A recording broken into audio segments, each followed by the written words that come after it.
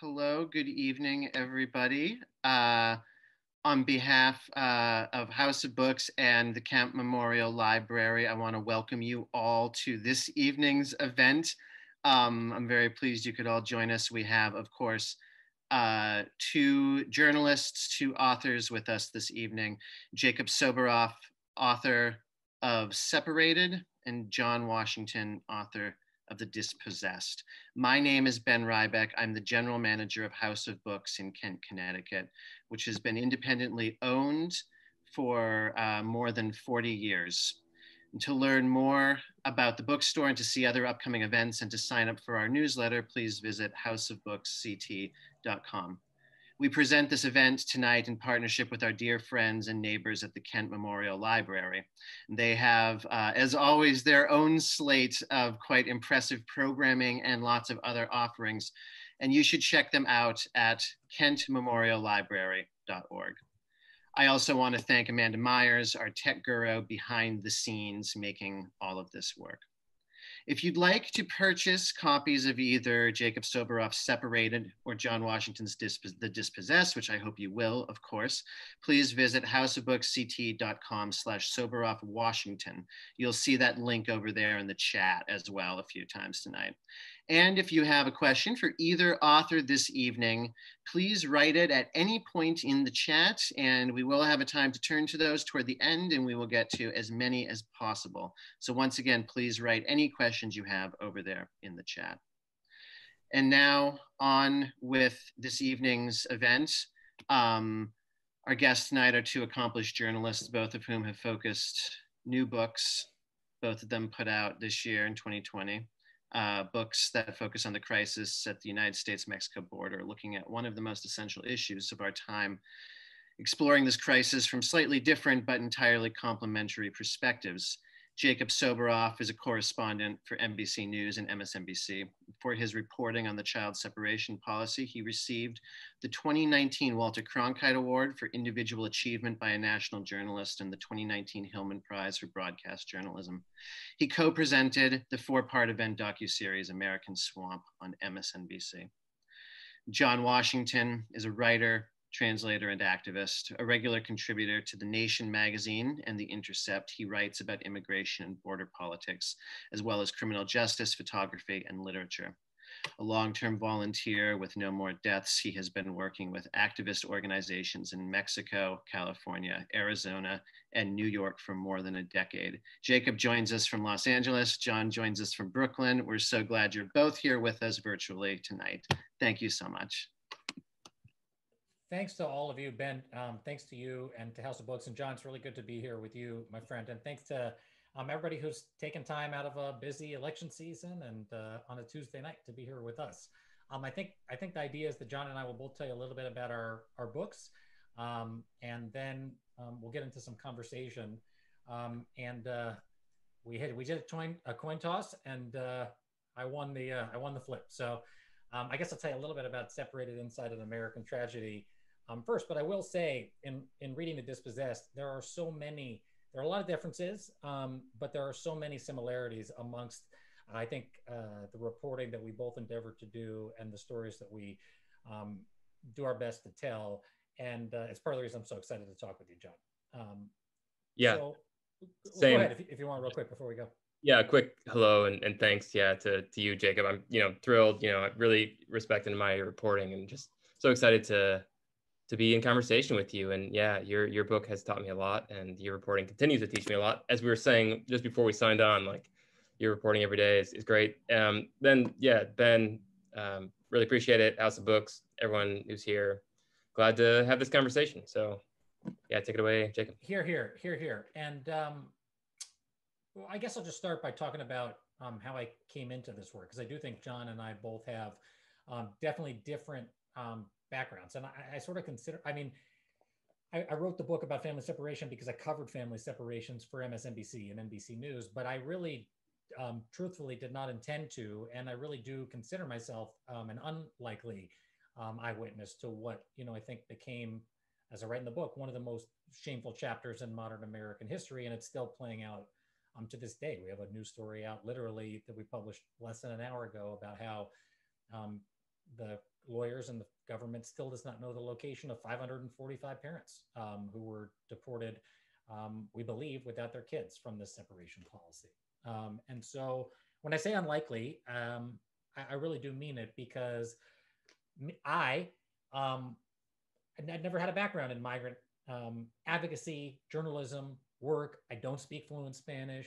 I did not intend to cover family separations. I never set out that this was going to be my career. I probably shouldn't have been the person to be there for NBC to cover this, quite frankly. I'm a white, privileged Jewish dude from LA who went to private school. And I mean, seriously, my experience couldn't be further from what my lived experience from these families have gone through. And but I am from LA, and to me, when I joined MSNBC, the idea of not covering immigration would be crazy, because I live in a city that is, I don't like the term majority minority. In fact, people of color and Latinx people in the city make up 48% of the population here. It's a Latinx almost majority city. The idea of avoiding immigration as a journalist isn't really an option when you live in Los Angeles. Those are just my neighbors and friends and everyday folks on the street here. And so when the president came to office, I was really covering voting issues. And I sort of detailed this in the book about how I ended up covering family separation. And I thought it'd be clever, and I thought it was smart to suggest this, to sort of do a fact check on Trump. And we decided to do a Dateline NBC hour based on the realities of life along the border. And I was going to go on one of these journeys you see people do and kind of check it out, fact check stuff like the need for a wall or not need for a wall. Is MS-13 really streaming across the border in the numbers the president said? And the answer was no. Are drugs coming through in between ports of entry, like the president was saying? The answer was no. They were coming right where people cross legally. And is there a need for a wall? And most people along the border would say probably not. Although, you know, the closer you are to the border, the more nuanced opinions are, and the further away you get, the less nuanced they are. And people that don't live on the border seem to think they know about it better than the people who do live there. Anyhow, in all of this, I ended up sitting down with Kirstjen Nielsen, the Secretary of Homeland Security, for NBC. And I'm sure there's a whole media criticism thing we could do about why and how I ended up in that position, and whether I should have, but I did. And it was there that I met Katie Miller. Her name was Katie Waldman at the time. She became Stephen Miller's wife. And Katie invited me to go see something as a journalist I really had missed. Julia Ainsley, who's now my colleague, but was at Reuters, covered this extensively, family separations. Caitlin Dickerson at the New York Times broke an extraordinary story. Lomi Creel at the Houston Chronicle, now at ProPublica, broke a big story on this. But I literally was driving by it in certain cases when I was doing this border reporting. And Katie invited me to go inside this place called Casa Padre, where Jeff Merkley had been, the senator from Oregon, had been refused entry about a week earlier. I streamed it live. It was carried on Chris Hayes' show, and to let us in. And so she said, you ought to go there. This is the sort of the epicenter of what has become this conversation topic that nobody really knows exactly what they're talking about, other than really the immigration attorneys and activists and people who are going through this on the ground, and a select group of journalists who are covering it, probably John, honestly. So I did, and I flew to Brownsville. I stopped at the Walgreens to buy a notebook because there were no cameras allowed inside. And I went inside this 250,000 square foot former Walmart, where they were holding 1,500 boys, 10 to 17 years old. Detained inside 22 hours a day, 23 hours a day sometimes, depending on the day of the week. Hundreds of them were there only because they had been taken from their parents systematically by the Trump administration. What today I now know was torture, according to Physicians for Human Rights, what was government-sanctioned child abuse, according to the American Academy of Pediatrics, and was a deliberate decision based on the reporting that I've now done, both in the book and for NBC, against the advice of career professionals inside Health and Human Services, the Department of Justice, and the Department of Homeland Security. So I saw just the craziest shit, honestly. Kids watching Moana in the loading dock, the Disney movie of the Walmart. Kids doing Tai Chi, playing pool, playing video games, getting haircuts, in line for a cafeteria, going to the doctor's office. I mean, it was truly a little world inside that that I walked outside and I said to Chris Hayes, live on the air that night, I've been inside a prison and I've been inside county jails. This place is called a shelter, but effectively these kids are incarcerated. I didn't know what to say. I was shaken.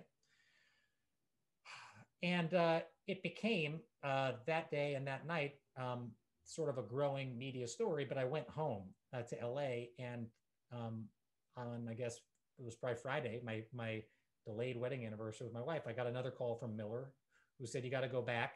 We're going to let you inside what really is the place where we're separating all the children. And that was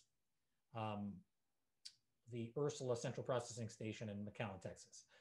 And it was there that I did see, there were no cages in the first facility. In fact, I saw them in reverse order.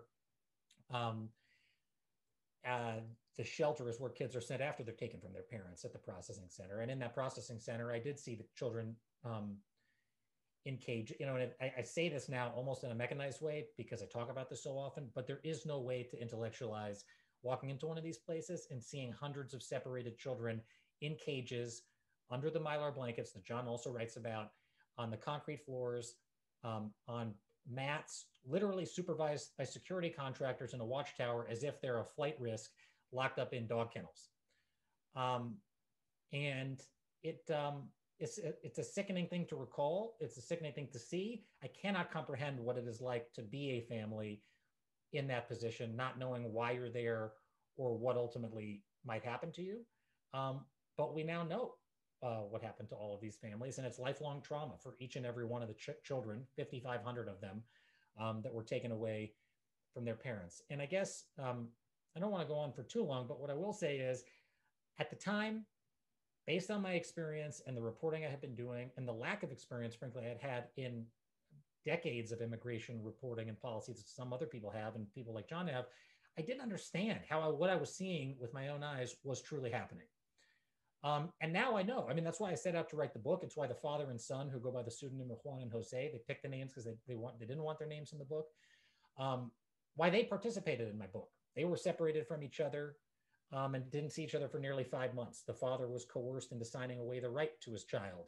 Were it not for an immigration attorney out here in LA, he probably would have been deported, like literally hundreds of others that were too, like the ones that I'm talking about tonight. And in going to see him at the Adelanto ICE Detention Center, where John writes about the nooses that have been found, I mean, I went inside this place and I saw people curled up in the fetal position on the floor, obviously having mental health breakdowns. It's just, I walked into a world unintentionally that I shamefully did not know virtually anything about. And what I now know in learning about this, both because I think I owed it to our own audience, but also for myself and for the families that I came into contact with that wanted to participate and didn't want to participate in the book, how this could happen, and so that hopefully it never happens to anybody ever again. And John does a much, much, much more thorough deep dive into the origins of all of this. But my sort of Cliff's Notes version of it, as I tell it in the book, is that my framing, I guess, and it goes much beyond, further beyond this into the past, is that this is a deterrence-based immigration policy that sort of on the shallowest end really ramped up under Democratic and Republican administrations, including the Clinton administration with this Prevention Through Deterrence initiative from 1994, that basically was designed to make people take dangerous, deadly crossings into the United States, knowing or hoping that it would scare others from coming. That never worked. It didn't work then. It didn't work when the Bush administration created a Department of Homeland Security and exploded the size of the Border Patrol. It didn't work when President Obama removed, I guess is the technical term, more people than ever before and became the so-called deporter in chief and built the facilities where these separated children were housed in cages that I walked into myself. And it didn't work when he detained families in family detention and literal family jails that are still being used to this day by the Trump administration.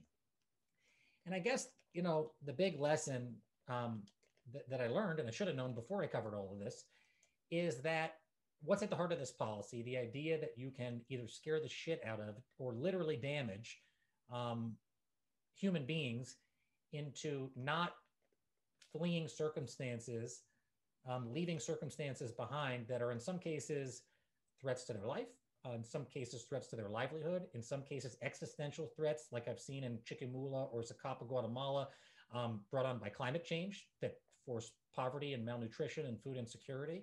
I mean, all of this stuff is stuff that I had to go back and actually untangle for myself.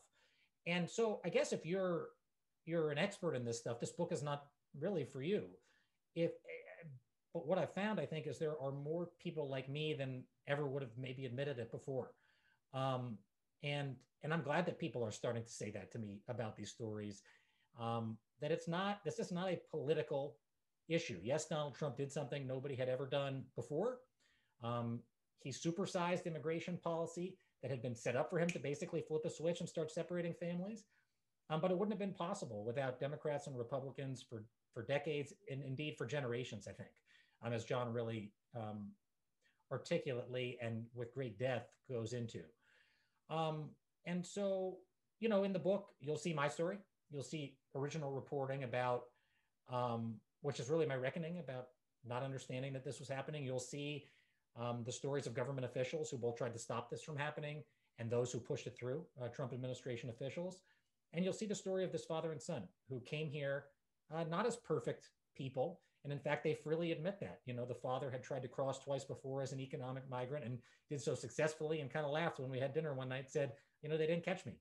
But at the point when he did come back to cross, and he did so with his son, that's when he was tortured by the US government. And the idea that anybody deserves that, based on my own experience, is just reprehensible. And I think that's what I took away from this. Any excuse that is peddled, whether it's a fake family, these are fraudulent families, or these people are coming for some reason other than the stated reason, or they're not really asylum seekers, or the danger they're fleeing is about wanting to have a better job. It's all kind of bullshit when you see what the government does, and what they did specifically in this case.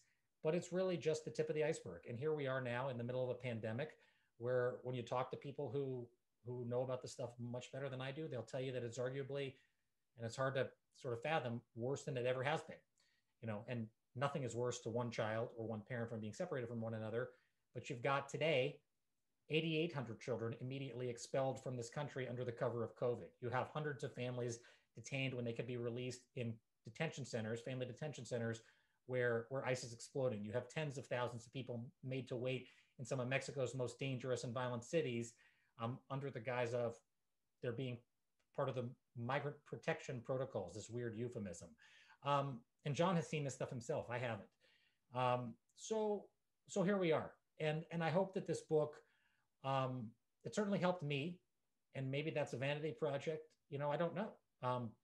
But it certainly helped me, and I hope it helped other people who are in the same position that I was in, understand things that I definitely didn't at the time. And I'm really looking forward to discussing that with you, John. Thanks, Jacob. Yeah, very well stated. And, I would object to your calling your book any sort of Cliff Notes version. One of the things that I think is a real strength of your book is your own reckoning, that you take the reader through deftly and powerfully. And that just isn't Cliff Notes. That's just like a human reaction. And you put that on the page with quite a lot of aplomb, and it really is affecting. So maybe I'll sort of follow your lead a little bit and talk about how I came to write The Dispossessed. So we do have like slightly different backgrounds. I have been writing about immigration for a while and have been involved in a number of activist groups along the border and in Mexico and in Central America. So I was working on a story for The Nation, and there was a Guatemalan man who had asked for asylum after receiving very credible death threats. And he fled to the United States. He actually worked with the FBI because the people who were threatening him were part of this pretty intense cartel, transnational criminal organization. And FBI wrote him a letter of recommendation saying that his fear was real, and he made his case to the judge. His judge didn't believe him on pretty specious grounds, and denied his asylum claim and deported him. And soon after his deportation, his return to Guatemala, he was murdered. You know, the threats were realized. And, you know, there is no greater proof for the need for asylum than when you're not given it, you're murdered. But that proof comes too late, of course. And so I heard about that story. I was really sort of shaken by it. The story itself was about so-called asylum-free zones in the United States, these jurisdictions in immigration courts in the United States where asylum grant rates, the number of cases that judges or asylum officers approve, are just abysmally low, between 0, some judges do not approve any cases, to 3%. And the percentage of the grant rate percentage in throughout the country is much, much higher than that. In some states, it's as high as 60%, or some judges is that high. So that was the spark. And I was like, I need to sort of investigate this further. And how many other cases are there like this where we are literally deporting people to their death? But then there's another sort of like more emotional spark to the book. And that is something that I still feel today, almost on a daily basis, at least on a weekly basis. And I imagine, Jacob, this is something that you deal with as well, is how do you grasp the reality? Because unless you're really into it, unless you're really involved, or you're suffering through it, I think it's hard to come to terms to. And you sort of talked about that, Jacob. I mean, your difficulty to comprehend. And that's not because you lack the capacity to comprehend, because it's so extreme. And then we live in this world where many of us live in this world where, things seem relatively peaceable. Certainly not everyone lives in that world, but I count myself as one. And, then you receive these calls as you're reporting this story, or any of these stories, you're just on this beat. For example, like one Cameroonian asylum seeker that I reported on last spring for The Nation, he was deported a few days ago. And he was part of this mass deportation of Cameroonian people who are fleeing what many are calling genocide in the Cameroon. And we know that a lot of them, upon deportation, upon returning to Cameroon, have been picked up by security forces there. A woman from a detention center before her deportation back to Cameroon last week called me before she could get her name out. All I saw on the caller ID was prison jail. Before she could get her name out, before she could tell me a thing about her, she broke down in sobs, near sobs. And just like, how do you grasp that? How do you understand what's going on? And so part of what I wanted to do with the book is try to get close. And one of the ways that I did that was spending a lot of time talking to a couple people, but really my principal subject is Arnovis. He's, when I first met him, he was 24 in 2018, 24-year-old Salvadoran man. And I just really tried to understand his story and his experience. And the way that I first learned about him was through family separation. For a brief period in the spring of 2018, he was, just for a moment, like sort of like one of the faces of family separation. He had been deported without his daughter, Maybelline, who was then at the time 6. She may have been just under 6. And when he left the United States, when he was deported back to El Salvador, he had been told not too long before that his daughter was in either Florida or New York. And he was coerced and pushed and, really like strong-armed into signing his deportation because they told him that it was the best chance of getting his daughter back. So he went back, and he was, his name and face appeared in the Washington Post and the Guardian and a couple other places. And I was down in El Salvador at the time. And I could just tell that he had so much. He was like a really well-spoken guy, and he had so much to tell and to talk about. And what I tried to do is like, all right, I really want to let this guy tell his story. Fortunately, his daughter was returned to him about a month later. She was neither actually in Florida or New York. She was in Arizona. He had also been told previous to that, when he first was separated from her and he was transferred to a different detention center, he said, they tricked him. They told him that she was on the next bus. She never appeared. He's like, where's my daughter? Where's Maybelline? And they said, we didn't know you had a daughter. Similar to the story you mentioned that you published today, is like this inability, or maybe intentional, and I think you got into this too with the Office of Refugee Resettlement chief at the time. Like, maybe deliberately not keeping accurate records, or not keeping track of where people were being sent.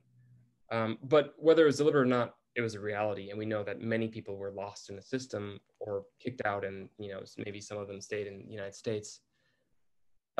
So I tried to just get at the heart of his story. And so I traced, and literally like tried to trace his journey. So he took a couple different trips, twice by himself. And then when he realized that his daughter was also under threat by the gangs, he was sort of like sandwiched in between. MS-13 was trying to kill him. Barrio 18 was trying to protect him and offering him some, like trying to recruit him, and he didn't want to. And so they were then after him, and he was just like very quickly, after like just an unlucky happenstance, his life just spun out of control. So he fled, made it to Mexico, got deported, fled again, got deported from the United States, and finally fled with his daughter.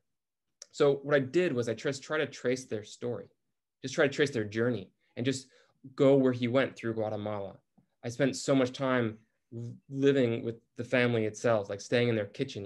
They set up a hammock for me in their outdoor kitchen, and a couple piglets and a puppy slept underneath me. I guess it was like a little bit warm underneath me.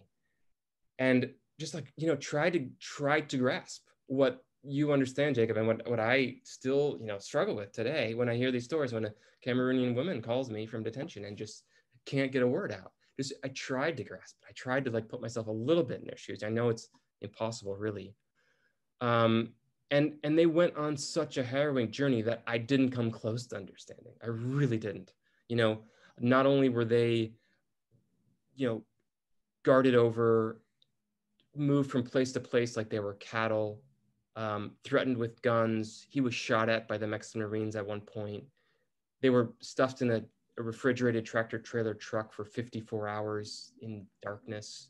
A 6-year-old girl, nowhere to go to the bathroom, no light for 54 hours, 100 other bodies crammed in there, moaning, crying, vomiting, just the most miserable, traumatic experience you can't imagine.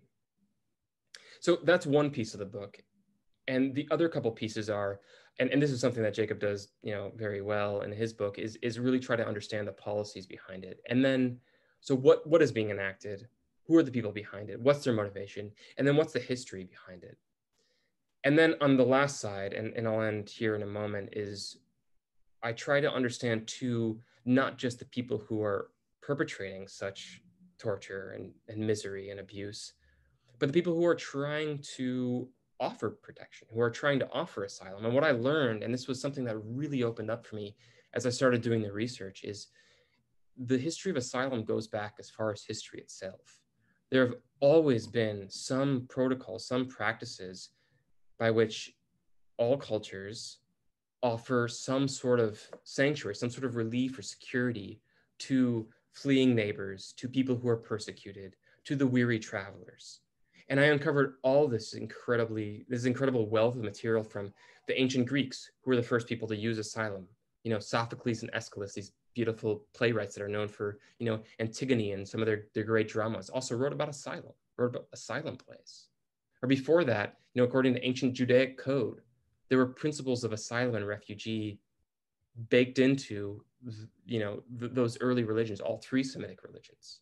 And then culturally, before they were institutionalized, every culture pretty much that we know of has some practice of that. There's even evidence that it goes beyond humanity, and that some primate species offer asylum to fleeing primates from different troops. So it's just like that history, I think, is really important. In the United States, it follows up through Europe in the Middle Ages and in Asia as well. In the United States, we saw it in the 19th century with the abolition movement. There too, it was called the prophetic tradition of the United States, where people in the North, part of the Underground Railroad, abolitionists, were offering refuge to those fleeing slavery. And that is the first sanctuary movement. Then there was the new sanctuary, the sanctuary movement in the 1980s of people fleeing, again, in the same trajectory, but a different situation, people fleeing the US-backed wars in Central America. And now, towards the end of the Obama administration and the beginning of the Trump administration, we have the new sanctuary movement. This was like the third iteration just in the United States. And you know, Jacob and I both write about some of the churches that have opened up their doors, but you know, not only churches, communities, families, mosques, temples. And I think that is a really important part of the story too, to understand. And I guess I'll finish here. And the reason I think that it's important, whereas like asylum is not a solution to the global inequalities, the global violence, the intensity, the increasing intensity of climate change is not a solution really to all those underlying fundamental problems, but it is a solution to the people who are fleeing those things. And while we work to fix the global inequalities and the, you know, extractive neoliberal whatever economic terrorism or slow climate change, while we're working on that project, which is, you know, going to take a little while probably, we need to also still be offering asylum to people, some form of safety, because otherwise the numbers are increasing rapidly, hugely. You know, right now there's 80 million people across the globe that are forcibly displaced. That number is going to hit 250 million, maybe half a billion by 2050. And otherwise, if they're, you know, no one's going to keep them out with walls. And if we don't want to live in a world of global apartheid, if we don't want to live in a world of people amassing on the other side of the border wall, desperate to get in and living in misery, then we need some way to let them in peacefully and peaceably and welcome them into our society. So, you know, you know, in a bit of a barrage of facts and discussion here, that's in short, or in medium, what the book. Thanks, man. And I just want to say, I mean, I truly did. I mean, I really did learn so much from reading The Dispossessed. Every chapter, I felt like, you know, I could relate to the experiences I had, but it never felt like I was saying, it felt familiar, but it felt so revelatory to me. And it felt, you know, like I wish I would have had the experiences that you've had, because had I had them, maybe I would have been able to understand this better, you know, as it was in the middle of it. And I don't know. I mean, I made some notes. I was hoping to ask you some questions about, you know, if you don't mind. I guess the first question is just purely like a practical one. Like, you get into so much. I mean, you get into the history of asylum, like you say, as old as you know, society or life itself. But what did you know about this before you set out? Did you learn this in school? Was this something that you did? It was just all research for the book. How did you know even about the particular laws, the IRA, you know, that some of the foundation of the modern immigration system today? A lot of this is stuff when I was reading and I was like, fuck, man, did this guy just know this stuff, or did you dig this up for the book?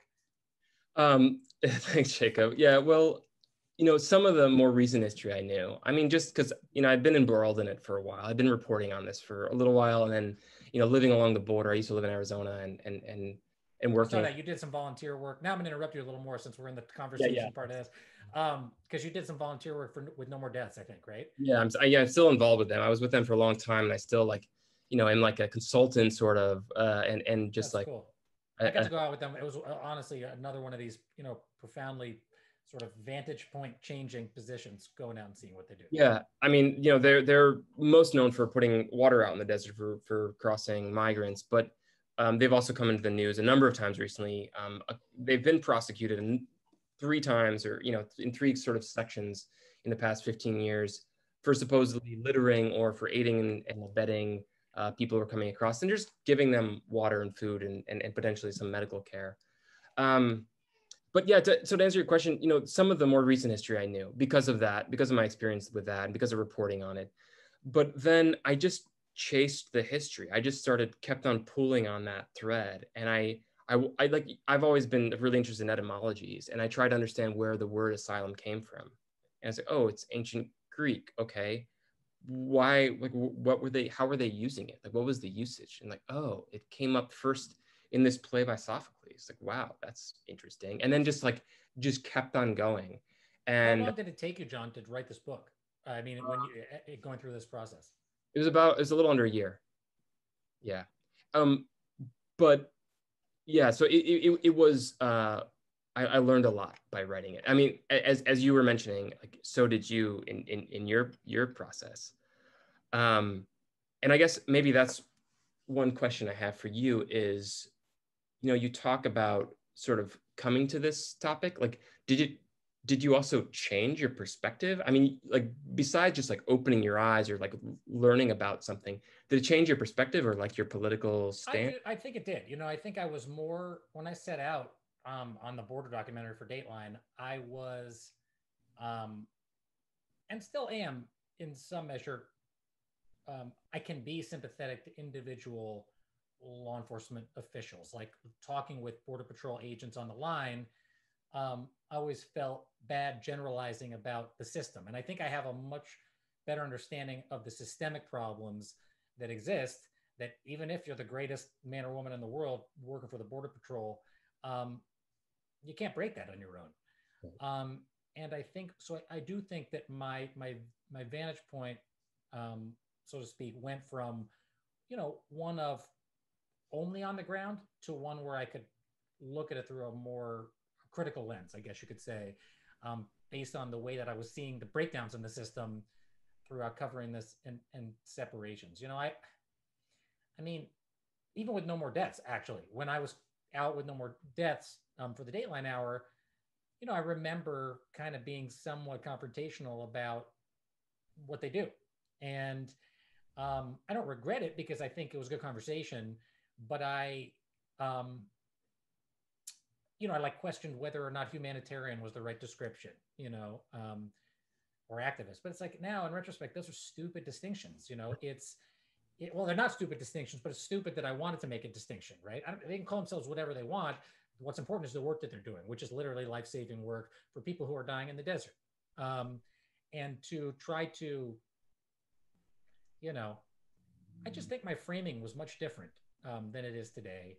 And both as somebody who saw this with my own eyes, but also as a father, like of a young kid, now two young kids, but then of like a 2-year-old when I was covering this at the height of it, like I do think, really changed me. Yeah. Yeah. I mean, well, first you got to put people on their heels when you're interviewing them, you got to challenge everything. And that's good. Unless, unless they're, currently being like, well, can I say actually, John, about that? Like what I learned about myself as a journalist is that I now reject, I think, the idea of neutrality in journalism or objectivity. I think that everybody approaches anything from their own lived experience, right? And mine was the lived experience I told you at the beginning of this, who I am. And I walked outside that day and I said, these are cages. And I guess it was like semi-controversial to say that, which is, again, so dumb. And what I've learned about what I value about being a journalist is that to me, it's more important to be fair than objective or neutral. And I wonder if, and maybe I don't know how you feel about this, and obviously you are engaged very publicly in activism work, but I feel like there may be a shift amongst journalists to understand that that's okay as long as, look, you can present something that is very clearly right or wrong, as long as you're fair in your presentation of those facts. Yeah. I mean, we're beholden to the truth. And that, I don't think you nor I would break from that ever. Right.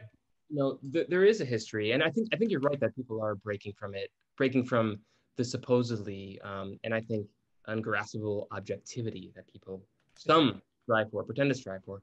But, previously, even in the United States, the news media was much more partisan and more openly partisan. And that maybe is better because we need to push each other, still, I think, what remaining beholden to the facts, which is itself its own major dilemma right now. But, going back to one thing you mentioned about, this idea of trying to understand like the role of a Border Patrol agent within the system, I think that there is a reality of people who are Border Patrol agents who are fine, upstanding, whatever, citizens, fathers, etc. But you can't disabuse that, whatever, those attributes from the fact that they are guarding over with a gun, a person who has just walked for 5 days through the desert and is, has just been separated from their child, or even guarding over that child.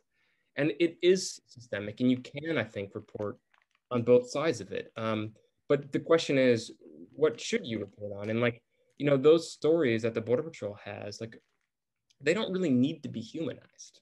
Like, no one's really questioning their humanity, but the very act that they are affecting, very act that they're, engaging in, is dehumanizing. And one thing that I feel called to do is to defend people who are being dehumanized in any way through reporting. And I don't shy away from that. I mean, maybe that, and like that stance, or like my open history with activism is barred me from getting a couple of jobs or something. But I think it is important to try to really tell these stories and tell them from the perspectives of the people who are suffering. I'm not the ones who are causing the suffering.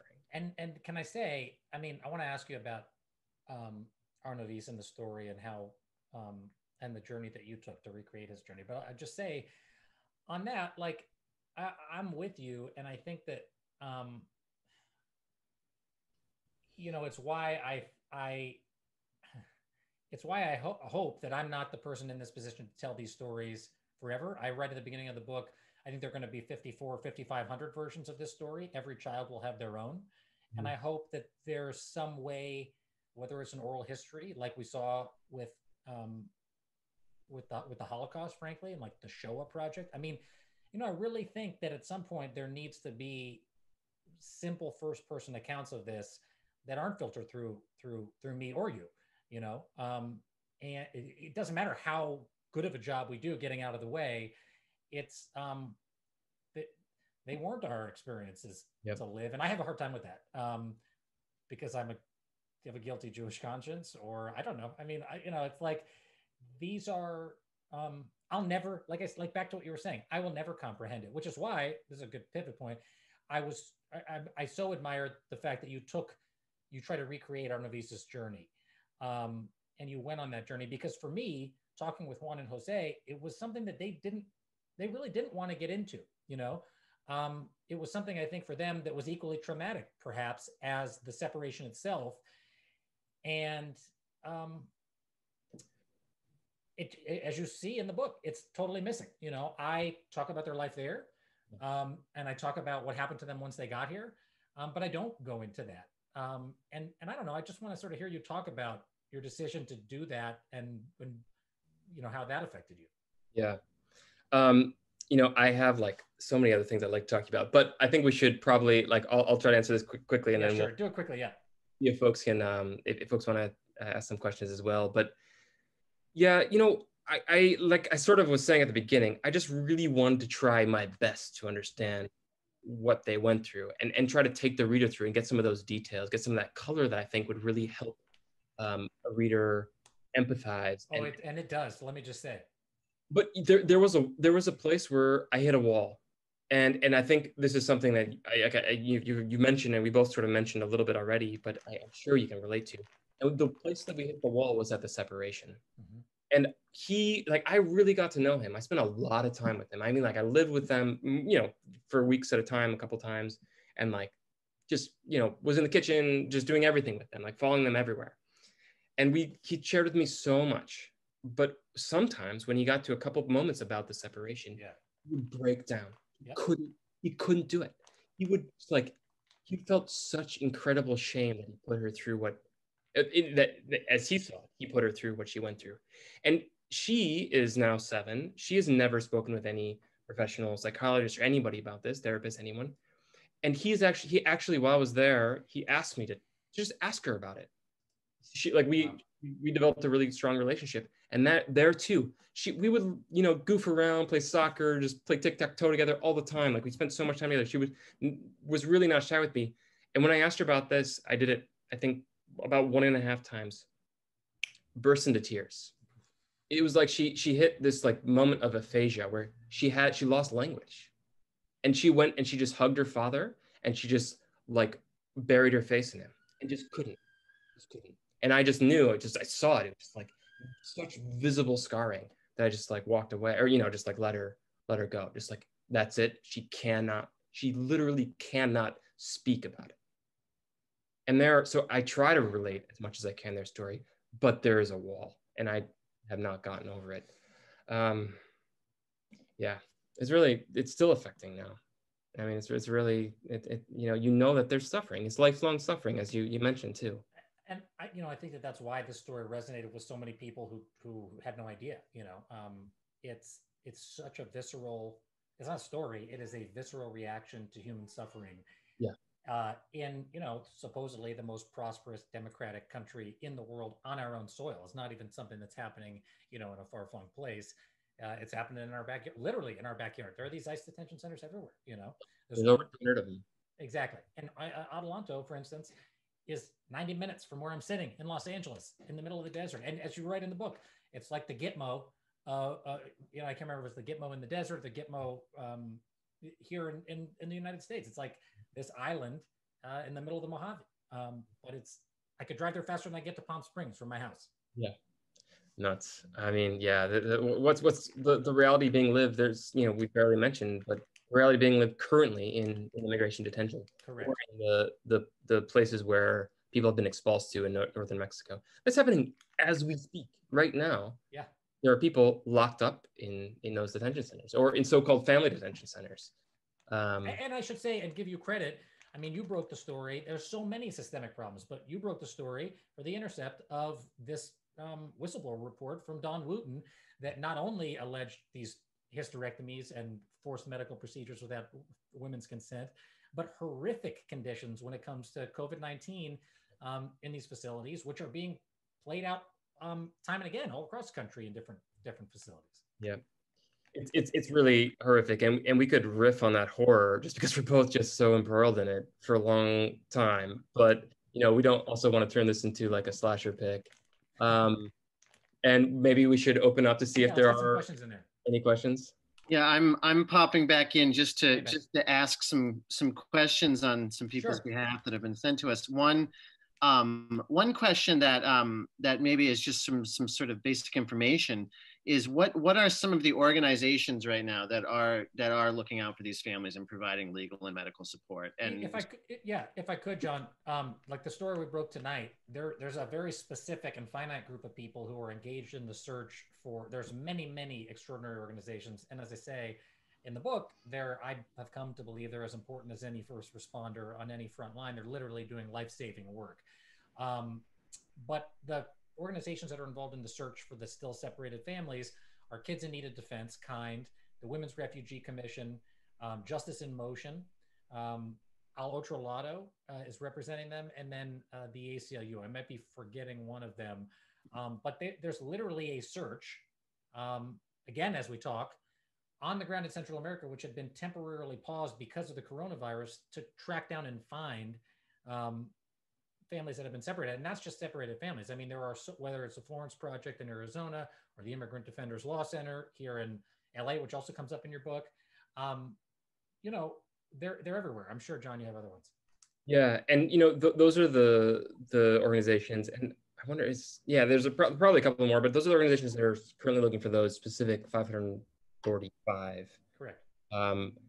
But we know that family separation happens in a slightly different context all the time. Mm-hmm. The numbers rise into the tens of thousands, where families, parents are ripped out of their homes throughout the country by ICE, and the attorneys and nonprofit attorneys and the immigration attorneys are fighting for them every day. And it's a different kind of family separation, but it is still like the Netflix documentary, which was really revealing to a lot of people, and I still have yet to be able to finish, but see live or at firsthand a child holding onto her father's leg as ICE is detaining him and pulling him away. And what else do you call that besides family separation? And as you point out a number of times, that is torture. That is, lifelong harm that you're drawing across both of those, parties, the parents and the children. So yeah, it's happening everywhere, and there's many people who are trying to defend against it. I just want to remind anyone too, if you have a question, please just put it over there in the chat. But another question that was sent to us is we're in the midst of this current election, and these issues have not come up all that often. Does this surprise either of you? Well, I have hope because my colleague Kristen Welker is the moderator of the next debate, and in all seriousness, I don't know. I have no inside information or anything, but I guess my point is, how can immigration not come up? It was the signature campaign issue of the president of the United States, and we haven't heard him talk about it in the debates or really on the campaign trail. I do think that is deliberate, though, and I have no polling or anything from inside the campaign, but I suspect that they know, that what Americans think about what they did. It was one of the only reversals, if not the only reversal, of this significance of a massive, massive policy that this administration undertook to go back on family separations, even though they're still playing out in a more limited capacity. Um, it's very disappointing, but I'm not surprised because I think that they got hip to, at least before Donald Trump got COVID and all this other stuff, that they were going to make cities and people of color in those cities their target instead of immigrants this time around. Yeah. I think that is definitely their like swerve in their new tactic. One of the things that it sort of dawns on me about the Republican, the GOP side, or Trump administration side, is that, I don't know that it was ever really just, I think it was, it definitely includes just anti-immigrant animus. I think it was also a political tool. And, under this veneer of nationalism, self-professed nationalism, Trump used fear of, decline in the heartland or whatever, or, they're coming for our jobs. He used those things for his own political gain. And so the fact that he's left these like the essential talking points of his 2016 campaign, or the first 3 years of his administration to the side, just like doesn't serve him anymore. And so it's disturbing and revealing. What is maybe more disturbing to me is the fact that the Democratic ticket hasn't brought it up. And there, what I saw is, Biden himself was part of the, administration that was deporting 3 million people who, didn't do right by Central America, though professed to and wanted to. And I think what it reveals to me that they haven't brought it up either is that railing against the Trump administration's anti-immigration policies is politically expedient for them. Yes. And when they can use it as a tool to just put down Trump or to gain access to voters who are incensed. But right now we're distracted by other things and they're not focused on it. But as you and I both know very well, there is, this ongoing crisis, and the fact that they have left it to the wayside is really, really disturbing and unsettling. John, I just real quick make such a good point, which is I think that Joe Biden knows that if he brings up family separations, the first thing Donald Trump is going to say is, "You guys built the cages that we put those children in," and it's true. What are you going to say? I mean, that is true. Yeah. And so one of the things that I cringed. Speaking of cringeworthy things, the most about is when Michelle Obama at the Democratic convention talked about the fact that the Trump administration caged children. She could have said anything. She could have said, you systematically separated families in a way that no administration had done before. You put these children through what doctors say is torture and child abuse. But she picked this resistance imagery that has become trendy to use in order to oppose the Trump administration rather than to have a critical look at immigration policy.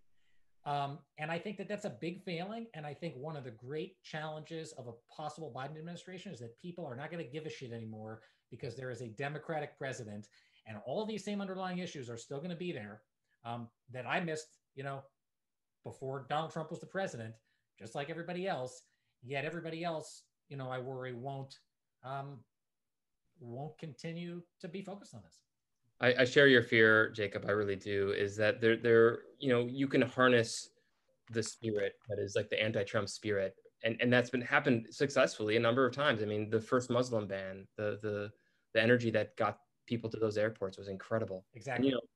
And, Muslim ban 3.0 is enforced right now, unfortunately, but I really worry that people are going to go just like feel accomplished if Biden and pat Harris. themselves on the back. And and some of the same people that are advising on immigration issues are the same people that were there during the Obama years. And if you talk to people in the activism or legal community that deal with these issues, they're terrified that some of these, they have not staked out positions on what to do about indefinite detention of families or the expulsions that we're seeing. These are all both things that the Obama administration wanted to do, and Trump's doing under the cover of COVID. Are they going to go back on those things? Or are they not? Yeah. I mean, to like maybe finish this question, see if there's any others, but, I'll hazard the partisan take here because, you're a professional, Jacob, but all those fears aside, Biden Harris would be just much better physically, emotionally, in all reality for millions of people. So, there's a worry to be had and there's a lot of work to be done, even if they do win.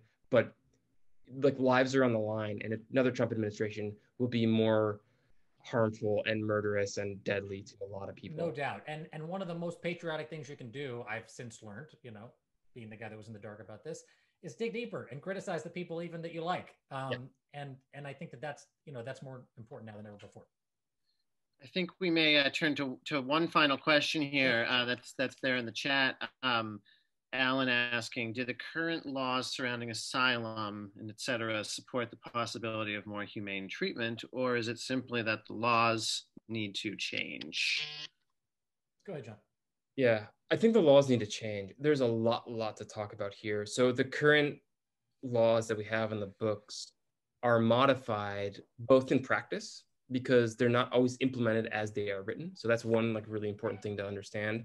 And that goes to the system or culture of abuse, of cruelty that is really, I would say, baked into a lot of the enforcement agencies, ICE, Border Patrol, even maybe cruelty isn't quite the right word, but USCIS, the people who are deciding a lot of the asylum claims. So one is the implementation of the policy, which is lackluster. That's a euphemism. And then the other is that, yes, there are, let me give you one really concrete example, and then maybe I can just briefly mention a couple other things, is climate change, which Jacob, you also mentioned. There is no legal framework at all to find any sort of refugee status or asylum because of climate change. And as I have seen, as Jacob, you have seen, people in Central America are fleeing because their homes are sinking into the ground, are being washed away by the sea, it hasn't rained in 6 years, and there's nowhere for them to go. And so they go fleeing in search of some sort of safety, dignity, anything. And there is no legal framework to accept them. There's no way that they can legally migrate relatively anywhere. And then on top of that, there has been a systematic, concerted, top-down, I would say like kneecapping, sandbagging, undermining of asylum protocols in this administration specifically, but it goes back further, where they're really trying to narrow the grounds by which you can gain asylum. And they've been doing that by executive order, by implementing new regulations. There's a recent regulation. There's so many. I could go on and just like give you all a litany and just like speak for probably 20 minutes about this. One final example is they're starting to charge people. They want to charge people $50 to apply for asylum. If you don't have $50, you can't find safety when you're fleeing for your life. Like that goes so much in contrary to all of the most fundamental principles of asylum. And that is just one of literally dozens and dozens of ways that they want to restrict asylum. So on the books right now, we need something much more dignified and humane written. Absolutely. Amen. Here. and 5-second thing. I never understood it more than going to Central America and understanding what climate change has done. Poverty and malnutrition and food insecurity and literal starvation may not look like climate change, but it's all interconnected. And until and it incentivizes people to lie when they get here about what they're really going through. Because as John said, you can't come here and say climate change has ruined my life. It's ruined my income. I literally have no other option. I'm trying to save my daughter, 5 children in the village of Las Sopas in Chiquimula, where I was, did. And the World Food Program, which won the Nobel Peace Prize, is there saving the lives, but those people can't come here and declare asylum on the grounds that are affecting their day-to-day lives. Well, unless there's any other questions, I just want to thank you so very much, Jacob, John, for being here this evening to talk about your incredibly important books and this incredibly important topic. So thank you on behalf of House of Books, on behalf of the Kent Memorial Library. Anyone out there who wants to buy a copy of either of these books or both of these books, please do so. houseofbooksct.com/Soboroff, Washington. And thanks again so much, guys. Honored to be here with all you guys. Thanks. Yeah, thanks, Jacob. Thanks, Ben. Thanks, everyone, for being here. Really appreciate it. Thank you. Everybody, be safe. Be safe. Have a good night. Thank you all very much.